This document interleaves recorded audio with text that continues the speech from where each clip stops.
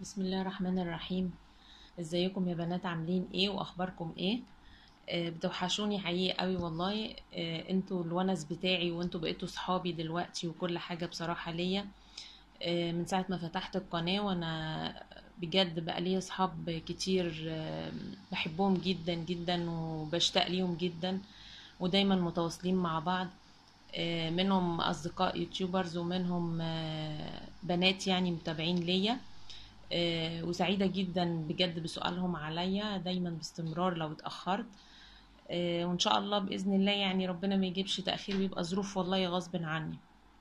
أنا كنت شرحت لكم في الجزء الأولاني إزاي إن إحنا هنعمل مفرش التل، فخيطناه في الجزء الأولاني وعملناه على شكل مربع أو مستطيل، علشان خاطر إيه نشتغل عليه بقى بالترتر والخرز ونتعلم إزاي هنعمله. فاول حاجه احنا عندنا هو المفرش، القطعه اللي قصيناها. طبعا انت ممكن ان انت تسويها وتعمليها متساويه، يعني يمكن ما طلعتش مني مربع بالظبط، بس انت بتقيسيها زي ما قلتلك كام في كام بيكونوا مظبوطين زي بعض، الطول في العرض بيبقوا سوا واحد. وبعدين عندنا طبعا بنحدد بقى رسمة، اسهل حاجة علشان تعرفوا الرسمة وتتعلموها بسهولة. يعني سهل ان انت تعملي وردة كبداية. انت ممكن تجيبي رسومات من على الانترنت وتشفيها مثلا او تطبعيها من على البرينتر لو عندك برينتر، لو رسومات في مجلة. بتنقي حاجة بسيطة كده يعني عشان تقدري ان انت في الاول تشتغلي عليها، ما تبقاش حاجات معقدة وخطوط متداخلة في بعضها جامد. فانتي بتعملي ده بقى ازاي؟ ده سهل جدا ان احنا نعمله. احنا ممكن نرسم الوردة بايدينا، بس عشان تبقى في الاول محكمة بالنسبة لك تقدري ان انتي تمشي على الخطوط، فانا بجيب الفلوس الفضة، يا اما اجيب الجنيه وبحطه كده اهو على ورقة بيضة وبالقلم وايه وحلف دايرة، واجي جنب الدايرة دي اللي اتعملت واروح عاملة دايرة تانية، وهكذا افضل ايه لغاية ما هكمل. هتلاقي انها تطلع معاكي وردة بالشكل ده. وبعدين بعد كده بنروح نازلين بقى بخط كده اهو، نحاول نعمله خط مايل، خط متعرج، الرسمة اللي انت عايزاها. وورقة الشجر دي سهلة جدا ان هي تتعمل. يعني ورقة الشجر انا هعملها مثلا، ادي عندي اهو الفرع، هروح مطلعة ورقة الشجر منها اهو كده اهو. ممكن اوصلها كده وكده، او اوصلها العكس الرسمة اللي انا عاوزاها، او اوصلهم جنب بعض واطول الفرع ده. هطلع منه مثلا واحدة كده طويلة، واحدة قصيرة، واحدة طويلة، واحدة قصيرة هنا، عشان ممكن اشتغل في النص عليهم بالخرز. الحاجة اللي عندنا بعد كده عندنا الخرز ده اسمه خرز، وده عندنا ترتر. بس انا الترتر ده الحقيقه الراجل انا ما اشتريته منه في زنقه الستات، اداهوني اللي هو الصغير، ما خدتش بالي ان كنت مستعجله. المفروض ان هو التاني بيبقى ليه شكل تاني، فبيبقى جاي يعني مقعر شويه كده لبره. فممكن في فيديو تاني هبقى ارجع مصر بالسلامه ان شاء الله ابقى اوريكم شكل الترتر التاني بيبقى شكله عامل ازاي. وهجيب عندي طبعا دبابيس، لاني هثبت الرسمه دي اللي انا هعملها هثبتها على المفرش التل عشان اشتغل في الاول، بدل مش هقدر ان انا احدد بالرصاص، او ممكن ان انا اطبع بالكربون بس هيبوظ الكربون، هيبوظ التل بتاعي اللي انا بعمله. فاحسن حاجه ان انا اثبت الرسمه تبقى تحت التل كده اهو بالدبابيس، واشتغل عليها هقدر احكمها شويه. وعندي طبعا هنا اتدلقت الحاجه مني، ده اسمه خرج نجف. ده بيبقى اطول شوية من الخرز، يمكن انا وريتهولكوا في الجزء الاولاني. وهشتغل في الطرف بتاعه، هعمل الخرز الصغير واحاول ان انا انزل الكريستال ده منه. هوريكم الشكل ازاي، او ممكن رسمة تانية لو حبيتوا نعمل رسمة شكل تاني. يعني لو طلبتوا مني شكل تاني ممكن اغير لكم الشكل اللي بعمله، نعمل اشكال تانية، وممكن ندخل فيها حاجات تانية بحيث ان هي تبقى ايه الشكل مختلف شوية. بس انا الحاجات اللي عندي المتوفرة هنا حاليا الشكل اللي عامله، لو طلبته مفرش بشكل تاني يبقى ان شاء الله ما انزل بالسلامة، عشان الحاجات اللي عندي متوفرة هناك في مصر مش هنا. وعندنا طبعا الخيط النايلون اللي بنشتغل بيه. هنبتدي احنا مثلا الرسمة دي انا عاملاها بالجنيه الكبير، ممكن اعملها بالنص جنيه تبقى اصغر شوية لو انا عايزة اصغر.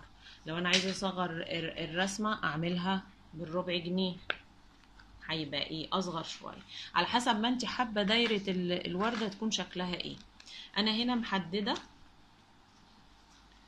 وعاملة الوردة وقايلة مثلا، بحاول ان انا مرسم الرسمة دايما ان انا بحاول ان انا اقول مثلا انا هعمل هنا على الحرف خرز صغير، همسك حرف كده الوردة الورقة بتاعتها واروح عاملة خرز، وفي النص حاملاه ترتر، وممكن في النص هنا احط مثلا كريستالة او احط لولي على حسب اللي هيبقى متواجد عندي. في النص هنا برضو انا بحدد بقول يا اما هعمله كله اللي هو الكريستال ده، يا اما هعمله برضو اكمل ترتر واحط في النص كريستالة. يعني انا في ايدي الرسمة لما هعمل اول واحدة هقدر ان انا احدد الشكل اللي احس ان هو شكله مناسب بالنسبة لي وشكله شيك. وبعدين بعد كده ده اللي هو فرع ده الوردة هعمله بقى بخرج النجف اللي احنا قلنا عليه، اللي هو بيبقى مقاسه كبير، اللي هو بيبقى المقاس الكبير ده. فانا محددة الرسمة وعارفة، وده حرف مثلا البوزة بتاعة المفرش لاني هعمل الوردة كده او اعكسها على حسب ما انتوا عايزين الرسمة تبقى نازلة شكلها ازاي، زي ما قلنا بنحطها في النيش فتبقى الرسمة نازلة ازاي، انتوا اللي بتحددوا. نعمل هنا الحرف بتاع المفرش ده، حددت انه قلت هشتغله خرز وانزل من هنا ده خارج النجف واخره كريستالة، وهحبسها بايه بخرزة طبعا عشان ما تقعش. كل ده ان شاء الله ايه هتشوفوه. فنبتدي بسم الله الرحمن الرحيم. اهو يا بنات عملت الرسمة، ثبتها على الطول، على المفرش الطول. انا عامله لكم الاضاءة مش عارفة بقى يعني هي تبان ولا لا، بس بحاول ان هي كده تبقى باينه. فثبتها وثبت اهو الجوز كده اهو على الرسمه. يا ممكن الورق تعملوه ورق زبده، عارفين الورق الزبده اللي كنا زمان نستخدمه للتفصيل نعمل عليه الباترون، وبرضو بيستخدم بتالي في المدارس، بيبقى ورق شفاف كده عشان يتشف من يعني رسمه، نحطه على الرسمه ونشفها. نبتدي انا عقدت طبعا الخيط النايلون اهو وطلعت بالخيط من تحت، وهبتدي بقى اهو انا كده هبتدي اجيب الخرز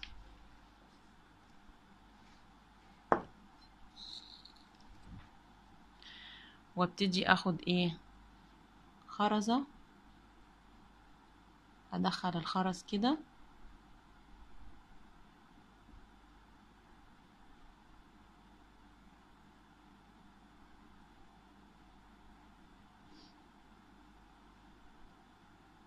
كذا واحدة كده ادخلها معي، يعني دول مثلا ايه 4 خرزات. طبعا الورق ده احنا هنقطعه بعد كده بعد ما الرسمة تتعمل، الورق ده هنسلكه بسهولة ونقطعه، عشان كده بقول لكم لو كان ورق اللي هو ورق الزبدة يكون احسن. وننزل كده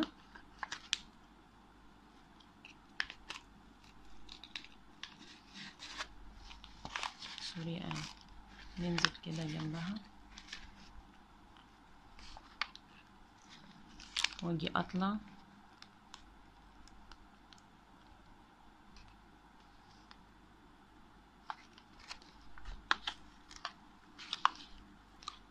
طلع تاني من نفس المكان.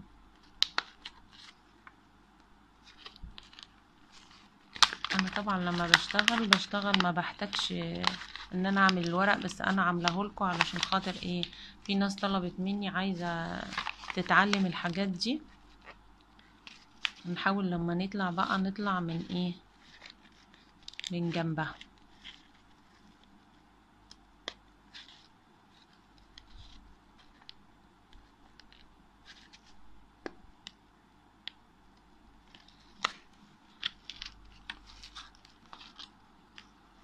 خلي بالك عشان الخيط ده بيكون رقيق جدا.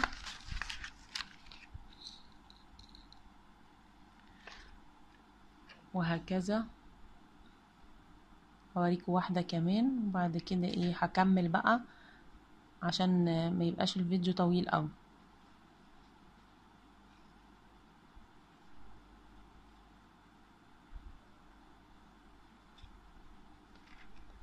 تحطي 4 تحطي 5 على حسب ما انت عايزة.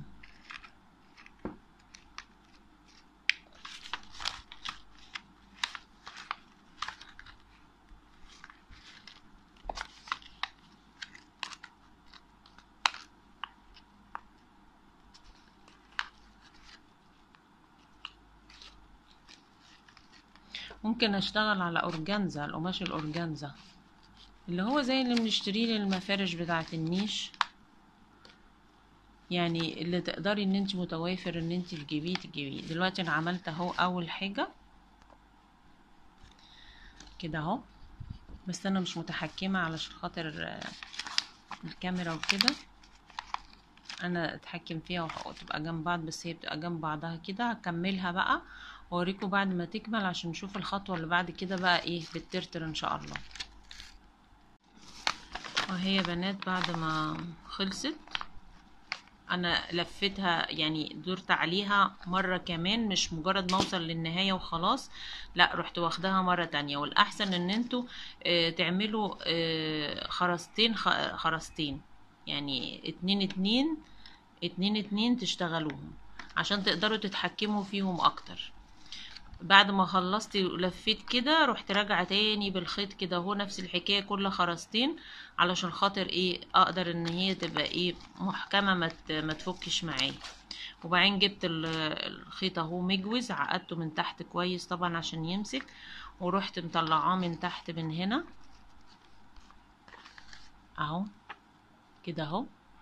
وهبتدي بقى الترتر ده هيبقى صعب بالنسبه لي عشان صغير، مش هعرف اوريكم بيه كويس، مش هيبان لكم في الشرح ازاي كويس، فقلت ان انا استخدم الخرز ده اللي قصدي الكريستال ده، واملى بيه القلب ده من جوه.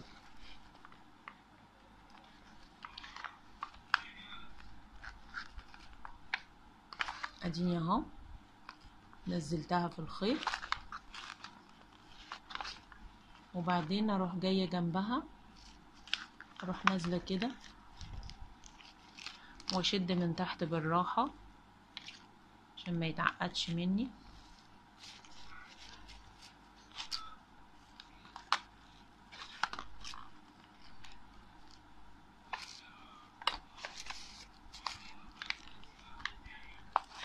كده اهو. طبعا معاكسني عشان خاطر انا مش واخده على الورقه كده، بشتغل على طول بس عشان اوريكم اعلمكم. وبعدين باجي اطلع جنبها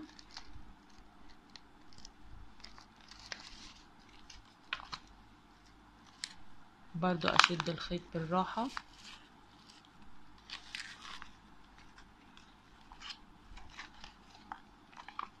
عشان اسلكه كويس ما يبقاش مكلكع من تحت، عشان هو ده اللي هيبقى باين على نظافة من تحت في المفرش اهو. بصوا شايفين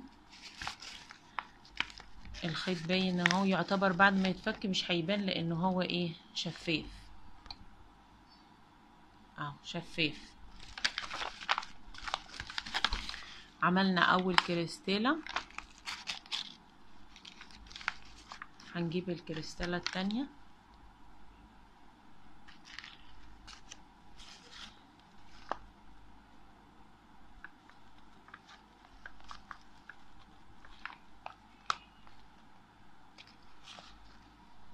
طبعا. هو لو قماشة بقى بنرسم عليها بقى بالقلم الرصاص كده نشفها بيبقى احسن، بس هو عشان طول بيبقى العملية صعبة شوية.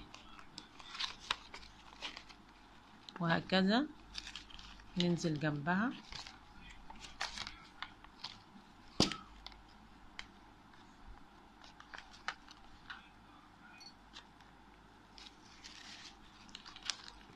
بيمسك في الدبابيس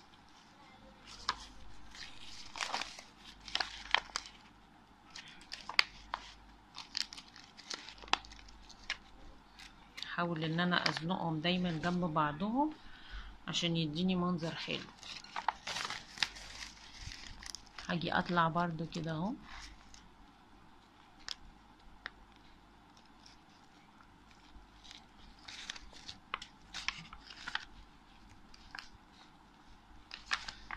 واشد الخيط، وادي الخرزة التالتة، الكريستالة التالتة،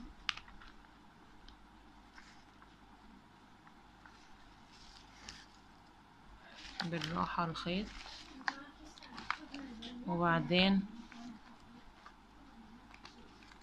انزل برضو كده جنبها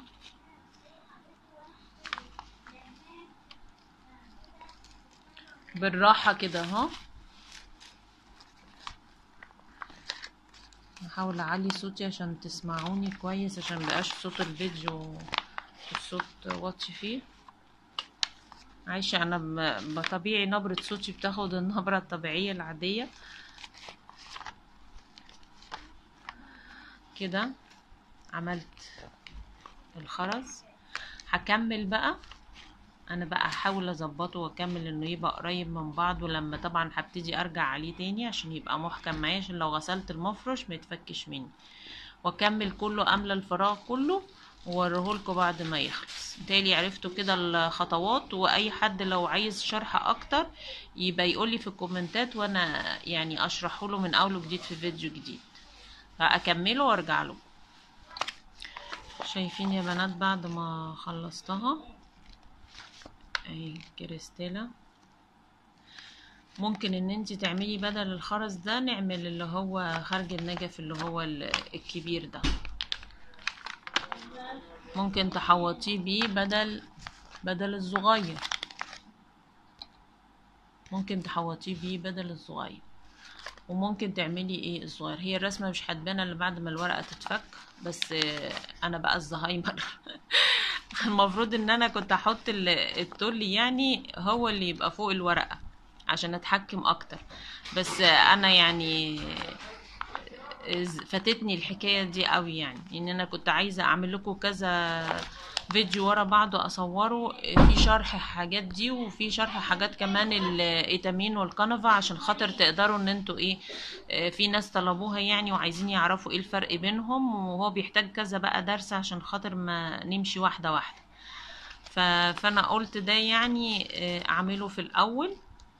فهو شكله طبعا جميل، فاحنا هنكمل بقى ايه يعني الخرج النجف الكبير ده. هنعمل برضو كل اتنين هنروح عاملينهم ونروح عشان نعمل الفرع ده، وريكم منه ايه الخطوة. هي المفروض ده كان يبقى يعني فيديو تاني، بس ايه يعني اوريكم الخطوة دي عشان لما يخلص خالص يبقى اما اخلصه خالص يبقى ايه الفيديو الجاي ان شاء الله كده. ونبتدي نطلع تاني، نطلع من ايه قبليها بشوية كده سنة، بس على نفس المسافة عشان يبقى جاي كله ايه ورا بعض. مفروض ان الابرة بقى كمان بتبقى في حاجة اسمها ابرة بتاعت خرز بتبقى رفيعة، دي اللي عندي ايه تخينة، فطبعا مش بتخش في كل خرج النجف اللي انا بستعمله، في بيخش معايا في الابرة ويعدي، واهي زي دي مثلا ما تعديش في اللي انا حاولت اعديها تتكسر وابقى خسرتها، لان انا بحب الحاجات دي يعني بعشقها عشق كده، فبيصعب عليا قوي لو اي حاجة بسيطة. هي صحيح مش غالية قوي، بس اللي بيحب حاجة بيحب يحافظ عليها يعني، ويحافظ على كل حتة فيها. هي كذا واحدة دخلتها مش عايزة اهي دي عدت.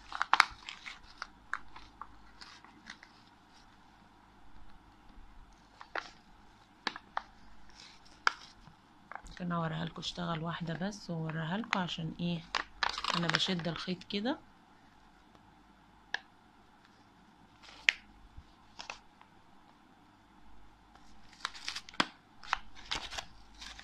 عشان هكمل انا، لان انا مش عارفة اتحكم بصراحة.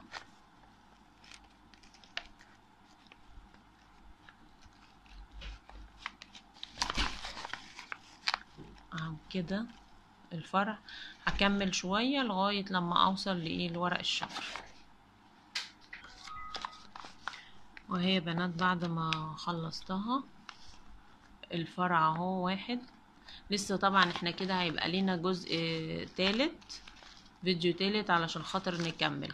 انا بقى يعني فكرت دلوقتي قلت هعمل واحدة ليكو تانية جنبها كده او هنا مثلا